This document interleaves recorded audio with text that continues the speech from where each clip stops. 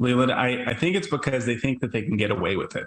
It's because university administrators have been so captivated by the institutional left, by these woke institutions who think that what we have to do in this country to thrive together as a national body is to hold down certain racial minorities while they bring other ones up. And that's been illegal for decades. It's been wrong. It's always been wrong to discriminate against Americans. It's kind of surprising, though, that this would be happening in Texas, right? Is it Greg Abbott's fault if he's the governor and it's Texas A&M?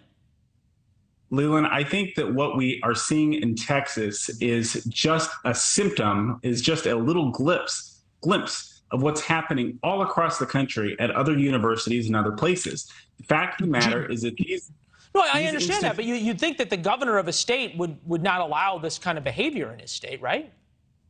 You would hope so. I don't know that everything always gets to the governor's desk, but I certainly hope that. I mean, spending big money seems to. I want to get back to this, though. If all of a sudden they decide that they really want professors with plaid ties, and there's not a lot of professors with plaid ties, and all of a sudden they start paying professors with plaid ties more because they're in demand. Or professors who can teach African-American history, and most of them happen to be African-American, or Alaskan history, most of them happen to be Alaskan. What's the problem with supply and demand?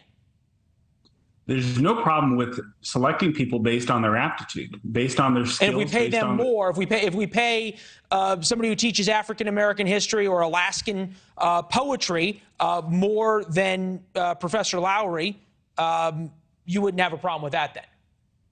It would depend on how the way the program is worked. If it's being done as a proxy for racial discrimination, we'd absolutely have a problem with it, and that would be a factual determination. But what we're seeing with this instance, for our client, and what we're seeing across the country in all kinds of places, is not people saying things between the lines, asking people to read between the lines. We encourage people of certain backgrounds to apply for this position.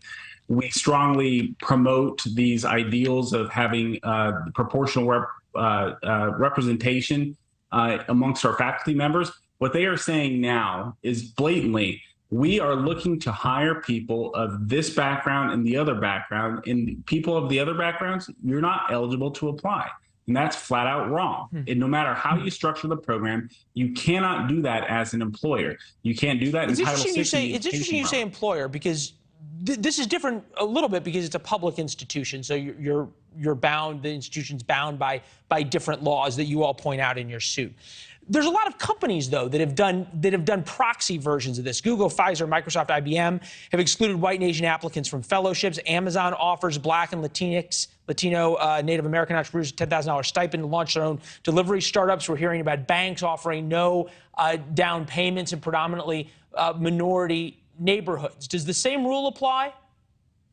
Absolutely. And in fact, in one of those examples that you just mentioned, it's a case that we filed just a few weeks ago, or about a month ago, against Amazon for doing the exact same thing, is making programs available to people because of the color of their skin and not available to other people because of the color of their skin. This is illegal, and it has been illegal in all contexts for a long time, especially when it involves a state or governmental entity that's involved. Private corporations are no different, although the rules are a little bit different. I'm interested sort of how you guys picked this case. America First Legal Fund, large connection to Stephen Miller, who was formerly with President Trump, longtime advisor as well, video there. I know you were with the former Attorney General. How much of this is a proxy for Republican politics and bringing these issues up that are going to be helpful culturally come November?